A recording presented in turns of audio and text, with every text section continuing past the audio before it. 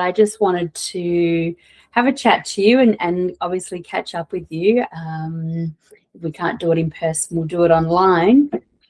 But yeah, I just wanted to have a chat to you and see how you're going, because it's been more than 12 months since you came to the retreat, and I caught up with the beautiful Leonie on the weekend, and it was really nice to kind of reminisce and talk about what's changed. And so I just like to have a chat about that and your life since the retreat, if you're open to that. Sure. Yeah. Something I'd like to start with is kind of thinking back to when you booked and you actually decided that you were going on the retreat. What made you make that decision? What made me make that decision was I was at a stage in my journey that I felt I needed help and needed some guidance as to for me to be clear on what I want to do, and also to kind of get rid of a lot of the noise that was happening around me. And the one thing that sort of stood out when I read your advertisement, for a better word, it wasn't really even an advertisement, it was just a bit of a blurb about a retreat coming up. It was that the words you used, somehow the vibration of the words really resonated with me. And because of that, even though the timing didn't work, that's why I reached out to you, and it just, everything felt right. Like the whole thing felt right. And it was also at that time, it's kind of when Leonie and I connected a lot closer as well. And then between the two of us, it's like, no, let's do it. We're going. Yes, yes, yes. And it's, since then, I would say I haven't looked back. I've just that the path has kind of become a bit more open. I'm exploring some doors where before I wouldn't have. And I think, yeah, that's really, what it was for me. It was something was telling me I needed to do it. And all the timing of that day and time and post that you did, and then the whole connection and then coming together. And to me, I always felt like it was a date chosen for me. Yeah, well, we did do that, and it just all sort of aligned for everyone else. So I think that was really beautiful how it came together. It was very nice, and good location too, and good venue. Like it allowed you to be to spend time to decompress, spend time to listen to yourself, listen to others, learn from others, question yourself a lot, and also, allow you to go off when you needed to. Like if you need to go for a walk, go for a walk. If you need to scream out loud, scream out loud. It was all of those things. It was really good.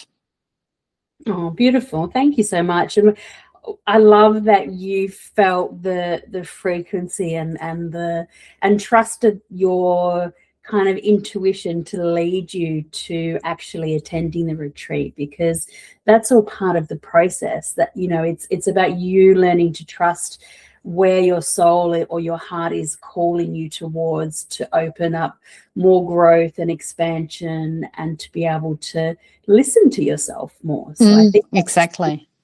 Yeah, I think that's really beautiful that's how it started for you. And obviously that journey still continues 12 months later, or just over 12 months later, with you learning to trust yourself more and listen to your intuition and your body and what she's trying to tell you.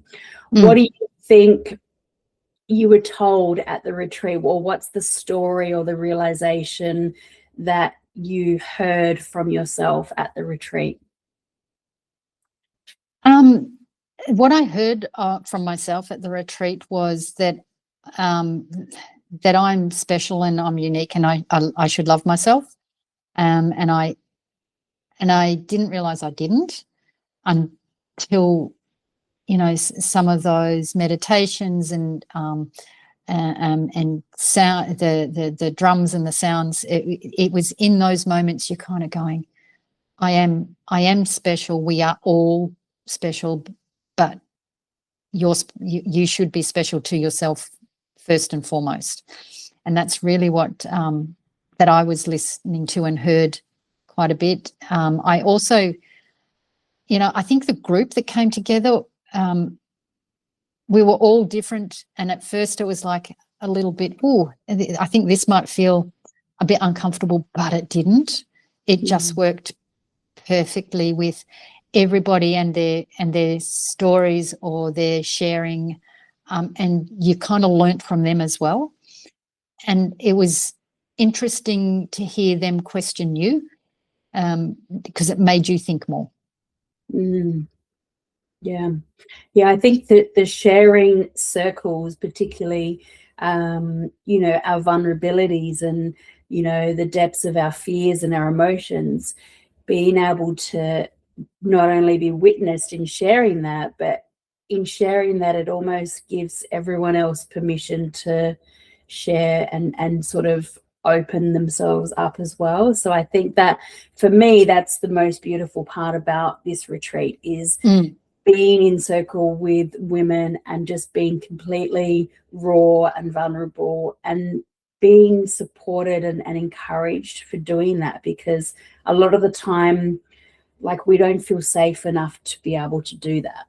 Exactly. And not feel judged. So yeah. That's really beautiful. How do you think that, we've kind of spoken a little bit about this, but what are some of the changes that you think or that you've noticed in yourself since coming to the retreat? So much, actually. That's good. Yeah, at first it was the little things, you know, just having a bit more courage to say no to people, courage to go, actually, I want to do this and I'm doing it, where before I wouldn't have. They were the small things to begin with. But then it was, how do I say it? There was a lot of noise when I went to the retreat, but the noise changed to be nice noise. And it was noise of helping you, guide you, question you, is it really what you want to do?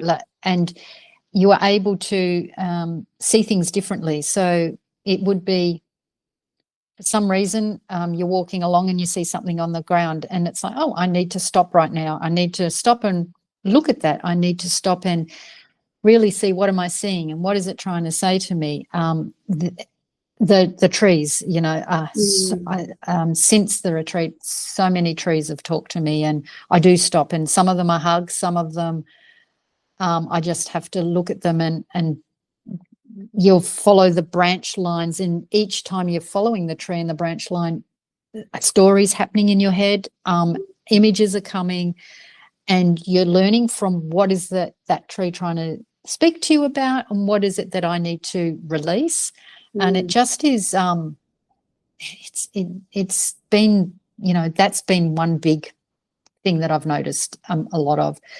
I think too, the other side is more the spiritual side of things. Really, there was little bits of it to begin with, but I'm now finding that the spiritual side and your support angels and guidance, they're there now. Like they're strong. They're there. I'm learning to have a relationship with them, and learning how to not only do that though, because you don't want to have all the bad energies as well. There's all the spiritual energies, but the right energies, having the right energies and the spirits guiding you.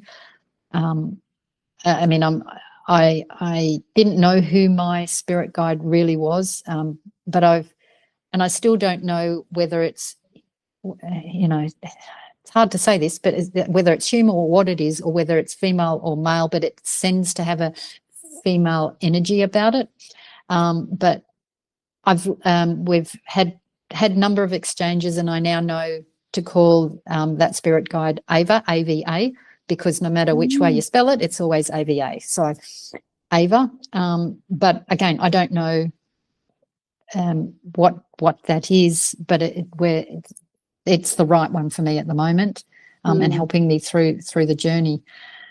So yeah, and it's just getting the confidence more and more and more all the time, and I'm finding that as I'm getting the confidence, the right energies are also shifting and changing, and I'm feeling more at peace with everything and where things go. So yeah, beautiful. So a lot has changed, but it's not. You can't say that it's dramatic, but it's I mean, an athlete isn't at their peak when they say I'm going to become an athlete. They have to build up to it and practice, and I think that's probably the other thing I learned is more about always continue it, practice it, be in that moment, don't let it pass. Don't say, oh, I'll get to it, because you never will. Very true. Yeah. Very true. Yeah. And I think that is the thing, because this journey that we're on called life is all about continuing to stay on the path of growth and fulfillment, and whatever path is that we're on or we're seeking. It is something that is continuous and consistent until obviously we leave this earth. So having some sort of self-discipline or self-commitment to stay true to ourselves is really important, because it's very easy to fall into old patterns, old behaviors, and not want to make that effort. But when we actually do dedicate time towards things that we know are good for us, we reap the rewards, not just in the present, but also later down the track, because everything compounds and just becomes second nature. So yeah, exactly. Yeah, absolutely. And one thing I wanted to say with your spirit guides is, I understand that the seeking and for knowledge to know or define, identity around our guides. Sometimes we really want to know, okay, what do they look like? What are they? What's then? And it's great that you've got a name to be able to connect to. And I think outside of that, it's just about having that relationship to be able to communicate, and through your relationship, you feel their presence.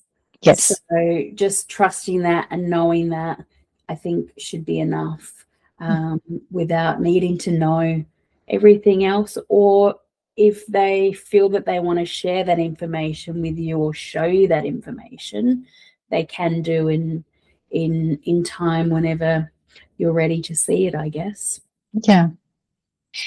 And for me, I don't feel I need to know. I just know that there is a spirit guide there, and I also know that it may not be the one that's always there. There may be times where it's a different spirit guide that's needed, depending on what's happening. But I think also I've also built a really nice small network around me of women that are similar. So Leonie is one of them, and a couple of others that we help remind each other as well, and we have a lot of fun together. So it's good. Yeah. And that's so important. It's so important to have that support network to lean on as well. Yes. So we don't feel isolated or alone, or, if we fall down, we've got someone to kind of pick us up and go, you know what, you're okay, just got to get back up. That's it. Yeah. And I mean, that's why I created the retreat, is because I wanted, I didn't want women to feel alone in their journey. And so, because that's kind of how I felt when I was going through my own healing. And it's really beautiful to hold a space where strangers come together who have never met before, and we can relate through our stories and share our pain, but at the same time also feel safe enough to release it and really step into who we really are. Yeah, exactly. Amazing. So what would you say to a woman who was maybe where you were 12 months ago, thinking about wanting to join the retreat, but maybe there are some stories or some self-limitations that are coming up for her? I would say to them, lean into the uncomfortable and move past that to really hear inside, what do you need? That can be hard to do, but if you don't do that, and if you don't change, what will change? Nothing. So you actually need to take a little bit of a risk and really lean into that uncomfortableness and say, now's that time for me. And if you want change, then I would say go to the retreat. If you don't want change, you just are stuck in the same narrative, then maybe you need to really think about, well, maybe is this all you want? But I'm tipping that you probably don't. You probably want a lot more. From my side of things, I did lean into that uncomfortable. And as I talked about, just the vibration of what I heard in the messaging around the retreat resonated with me. And yeah, even though it was really uncomfortable to do, I did it, and I would do it again tomorrow if I was in that same situation without even hesitation anymore. It's really powerful, and it's about you, and you learn to be more you. You learn to be, the raw, wild side of things comes naturally through the whole process. And when you hear those words, you might say, raw, wild, oh, that's not me. It's not about being raw and wild. It's being raw and wild to yourself. Like, hug yourself really, really, really tight, or, sing under the moon, or dance under the stars. Whatever it is, that's you being raw and wild. And so if you're not sure, or if you want to change that energy, you want to have that experience of being happy with you, then I would be saying go. Thank you. That was so beautiful, and I could feel a lot of heart energy in what you were saying. So that was really lovely.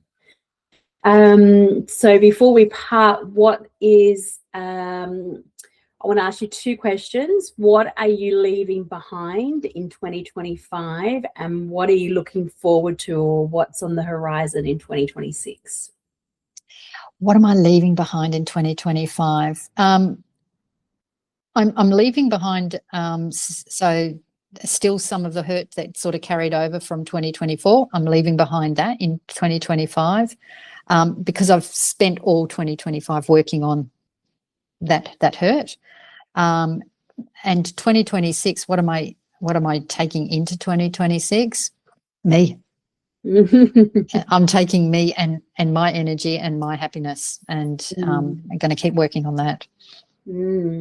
Amazing. And your energy is so beautiful and so infectious. So thank you so much for sharing it with me today, but also at the retreat. And I'm sure we'll catch up next year as well. We will definitely do that, especially I'll have more time. Yes, you definitely will. Yeah, and it'll be face-to-face, so that'll be nice. Yeah, it'll be even better. Amazing. Well, thank you so much for joining me today on this call, and for giving me your feedback. And I hope that you have a lovely holiday season, and yeah, enjoy yourself. Make sure you get some rest, and excited to see you and what happens in 2026. Lovely. Well, thank you again, Carla, and thank you so much for the retreat. And making the retreat mine. I'm going to keep saying that because I felt it was. And you have a lovely break as well with your family and loved ones, and definitely we'll see you in 2026. Thank you. Thank you so much. Okay. Bye.